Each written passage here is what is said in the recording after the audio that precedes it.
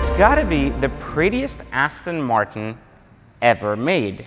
Probably not just the prettiest in design, but the prettiest spec'd one I've ever seen. This is my new 2023 Vantage V12 Roadster. And the benefit of it is that there's only 249 of these cars. So today with Exotic Car Hacks, I've decided that since this car just came in on Saturday, I got about maybe 20, 30 miles of drive time with it. It isn't time for a review. However, something came to mind because I was looking up on YouTube just V12 Vantages and what are people not talking about, and I realized that 90%, actually let me rephrase that, 95% of the videos on YouTube are all that of individuals borrowing this car in a coupe format, not a single one in a convertible, because these just came out and they're very rare. Remember, 250 worldwide, so it's very unlikely that we're gonna see a ton of reviews or videos on them. But on YouTube, I've realized that I hadn't seen a single person do an owner's review, but I did that of the coupe. Remember, we had the V12 Vantage coupe, which I didn't like too much. It had the comfort seats. It was a beautiful British racing green on tan interior. It looked really pretty, but it just didn't do it for me. And I talked about how Aston had an identity crisis. You can go back and watch that video. Today though, since nobody really talks about these cars or has had their hands on one, I'm decided that before I do a full review, we go driving together, talk about is it really better or not than the coupe, I decided to show you the car and explain to you some of the features and some of the things that have happened for me with this car in terms of speccing it and why it made sense, what costs what you should know about these cars, because no one's really talking about them. Now, one thing that people are talking about is that you can configure every one of these V12 Vantages in just about any way you want, meaning the configurator is basically a Q commission configurator, so you can change every little thing from having just the dash be one color and the other part of the seat be one color, the caliper and matching a stripe, etc. Something you usually don't see this in-depth on a configurator. You have thousands of colors and so on and so forth. So this made sense to kind of go all out. This is a very well-loaded car. It's as high as you can load a car with options, minus the fact that I didn't do any livery or stickers or anything awkward that takes away from the cleanliness and beauty of the car. So this has a $408,000 MSRP, and it includes every possible option, including the $27,000 lightweight option, which you can't really see, but that turns all the components of the car to the lighter version of it. Like the doors are much lighter than the standard one.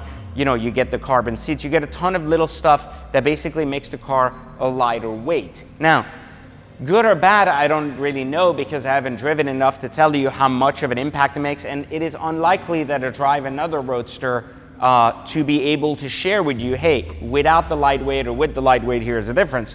But we did it anyways. So $408,000 for a Vantage. Insanity, I tell you, insanity. That is DBS territory, but it is the most striking designed Aston Martin yet. Look, the new Vantage is absolutely beautiful. Let's just go with that. It's gorgeous. Like, the lines are beautiful, the idea is beautiful, the back is one of the best I've ever seen. And now with this new V12 variant, it's basically that car on crack.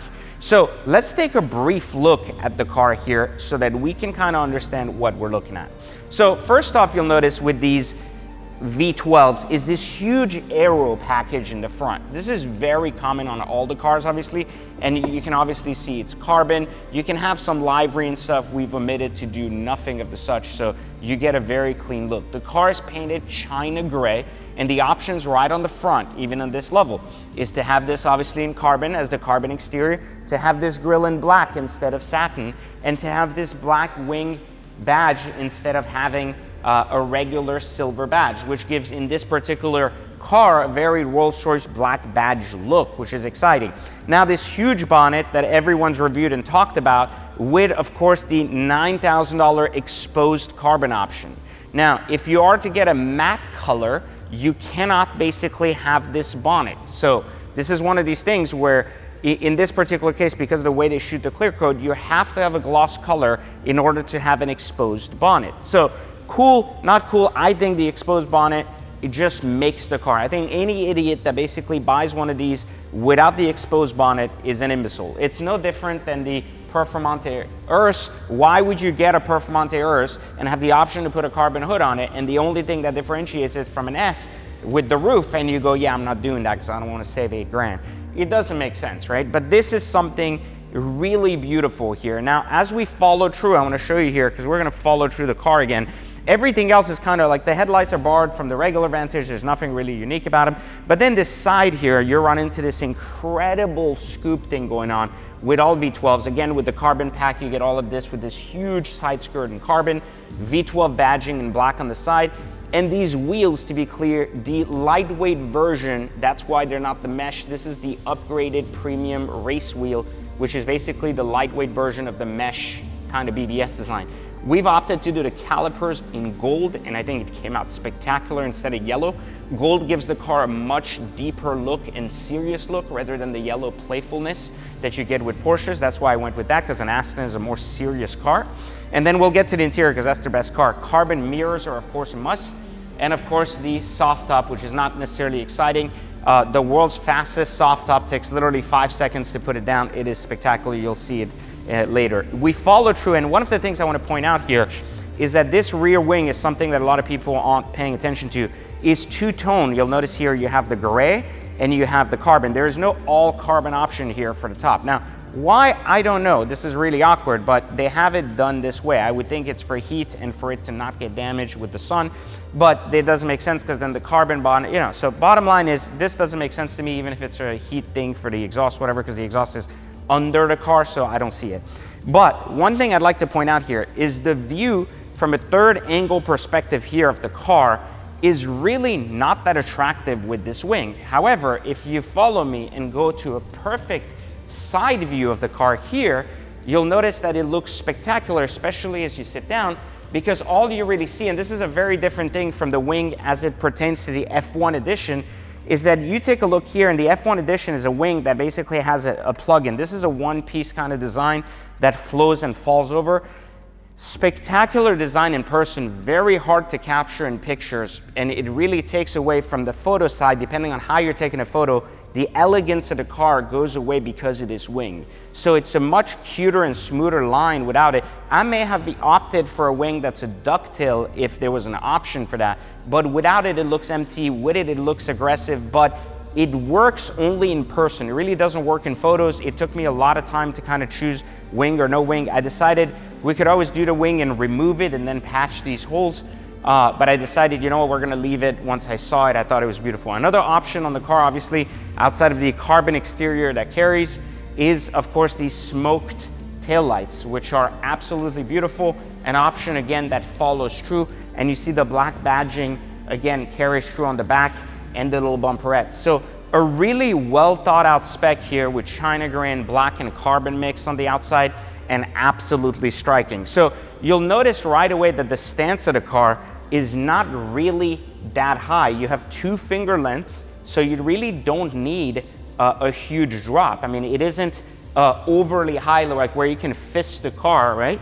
Like you have, I know you got that joke, if you've been following the channel, you know, you have a full 2 fingers, which honestly, you would probably have less if you brought the tire out. So my play on over the next couple of weeks will be to basically get a spacer and bring this out about 20 millimeters to see it flush with this, to create less of a hole basically in between here, and really see if we can beef up the design, because you can clearly see there's a ton of clearance here for either a really sick 22 or some suspension work. But when I saw the KW set up on a V12 coupe, I noticed that it really didn't make a significant difference. We were talking about a ½ inch difference, which isn't enough to visually completely transform the car. So I thought the number one thing that would be the spacer first, everything else second. And you can see, even looking here, you can see this front tire also does the same thing, creating a very good gap for a 10 millimeter. But again, look, only 2 fingers, and I have small fingers. So you're talking about 2 finger lengths right here,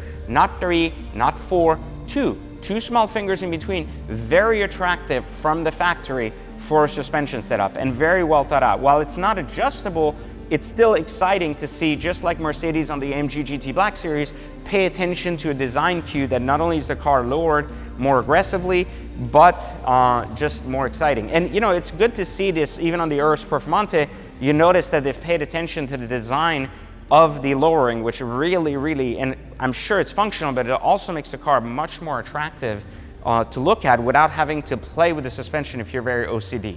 So this is the exterior basically of the V12 Vantage Roadster, and it is striking. I'm telling you, the beauty of this car is really, in an exciting factor, second to none.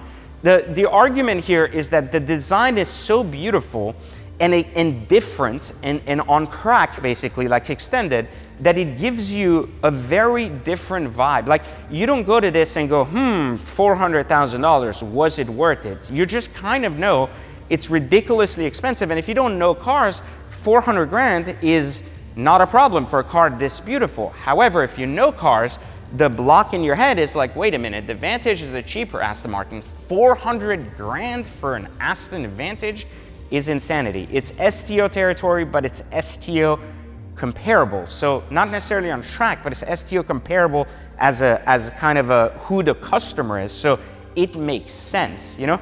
And personally, I think, you know, the design of this car, like the lines here, the way that the headlights are integrated, the overall splitter, this side piece right here, which I said on the coupe was also mesmerizingly beautiful, just creates this design cue that makes the car just look insane.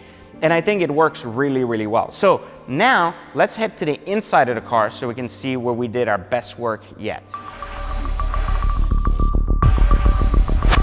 All right, let's follow up and go into this beautiful interior. So I told you we got the lightweight package, which obviously makes the doors and all of these other components much more lighter weight. I can tell you that the doors are much lighter than the coupe, but I'm not sure if this is a roadster thing or not. I don't think so, but again, you know, something to notice here with the lightweight package. The other thing I want to note is that obviously you can see the door comes up similar to what the Vantage does. Apparently, I thought this was a design cue. They do this so that you don't nail these curbs on the side or higher side sidewalks or whatever it is. Now, inside the car, you'll find that we've done something pretty magical and exciting. We've done all the carbon in matte carbon, which I think came out really good. We did the carbon race seats with this incredible white leather. Now, I know usually you would say, oh, you should do a two-tone this, but I purposefully wanted to keep it all white for that show wow factor effect once you open the car. And you can kind of see it here in the door too. You only have a mixture of black, carbon, and of course white. But one thing I'd like to point you to, which we've done here, is you see the stitching may not show very well in video. It looks white, but it's really not. This stitching is matched exactly to the caliper color of the car. So when you're staring at the seat, you're really looking at a white seat with gold stitching, and then of course gold stitching over the black continued, and this inverted and black and white kind of combination with the gold stitching, which looks spectacular. And this carries onto the calipers, which really made the car. Now, you'll see badging with all of them right here, showing you not only that it's made in Great Britain, but this one is number 169 of 249 units made globally. I think there's about 100 in America or a little bit less. Let's go over here. You'll notice that with the floor mats, we did not do anything special. We left them black because I'm going to have these redesigned by a third party. It's just much cheaper than doing it at Aston. We got the premium audio feature for $6,000. One problem I'll state right there on premium audio, every single car labels their premium audio, like they have beautiful speaker sets or anything else, B&O, this, that. Aston Martin leaves these very ugly and basic speaker sets here, which they're not bad, they just don't state anything like B&O or anything spectacular or superb or anything else.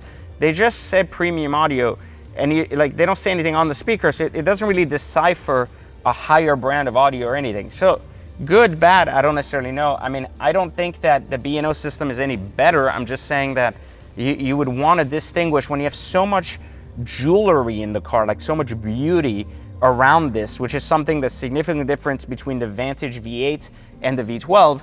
You want to pay attention to these little details. So I want to point you to this little tab here, which allows you to move the seat forward and backward, and you don't have to lay forward. And this is good because I have a bad back, so you can come forward, backward like this very easily. It's fantastic. And then you can see here the matte carbon fibers look so spectacular with the white, and all the jewelry here with the ceramic coated buttons along with, of course, the glass buttons that can be found. Now, the infotainment is straight out of an AMG, which is completely worthless. You have to use this little knob. It's stupid. It's completely stupid. They should have redone it better. They didn't. They kept it like the regular Vantage, and there's certainly too many buttons, just like I said in my original review. This little tab here, you'll notice to close the door. Also, the door is very far and very annoying, so something else that just is absolutely terrible. Looks okay, kind of looks cheap, not a big fan. Not a huge fan of the door handle either, that's my personal take, and not a fan of these vents, which I think are just awkward. But the spec on this is spectacular. Now, the engineering is a different question. Now, one thing I'd like to also point out, with the race seats, you don't get the usage of this because it's obviously manual, so they still made it a button, they made it hard so it doesn't move, but the back of the seat, of course, is still electronically controlled, and it works, so that's a great thing. The other thing I'd like to point you out to from a design standpoint, and then we're going to turn it on and of course look at that, is not only are the seats carbon fiber, but when I take it down, you're going to notice the headrest and how beautiful that is, and that is something that was an option, of course, but I think is spectacular. So let's hear it. Now look at how quickly, let me shut this, look at how quickly the roof goes down. I want to show you this is pretty cool. Look at how fast this moves. Boom, the roof is down. You can do this up to 30 miles an hour or 50 or whatever it is, and it's done. Huge, huge difference. And then, you know, of course, the car hasn't been really warmed up right now because it hasn't been driven.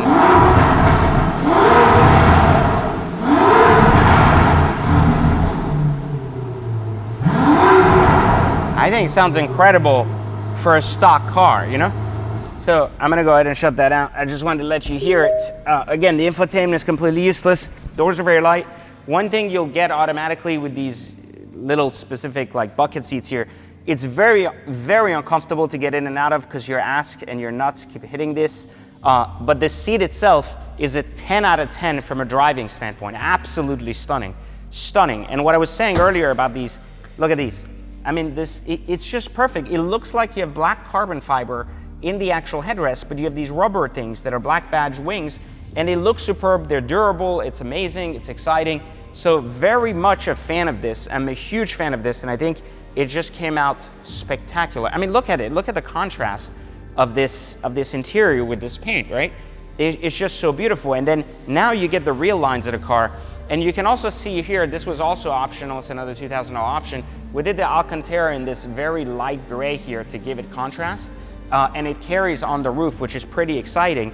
But again, you have every little component is designed for beauty. Now, once this top is down, you'll also notice the way it folds and everything, very well tucked in. One complaint I have about this soft top, which is something that again, is not necessarily an issue for the V12, it's an issue for Vantages in general, is you have all this beautiful interior, right? You have this $20,000 seat, you have this $10,000 hood, and then you get these very pretty, kind of like stoppers in case you roll over, you know, your anti-roll bars.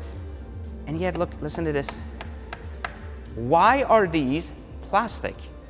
Why don't we have a carbon fiber option for this? Like this should 100% be matte carbon to match the seat, and it would 100% make the design of the car 10 times hotter. Just putting that out there. Instead, you get this plastic that matches this mirror plastic, so it's not out of place, it's just that it's not that exciting. Now, one thing you'll notice is this seat belt has this little plug here that holds it.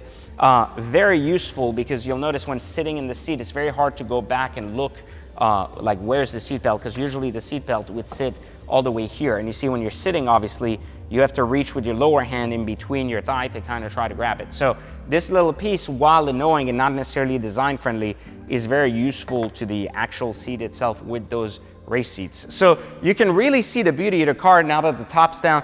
You've gotten a great glimpse of the interior, and you've gotten a really good look at the top down and even heard the car. So I wanted to kind of break down these features for you because I wanted to show you there's nothing really special. Where's this stupid thing? Hold on. There's really nothing special about the trunk or anything else. This is just a normal, basic, you know, trunk with enough space to do some stupid shit. Nothing really exciting or anything else.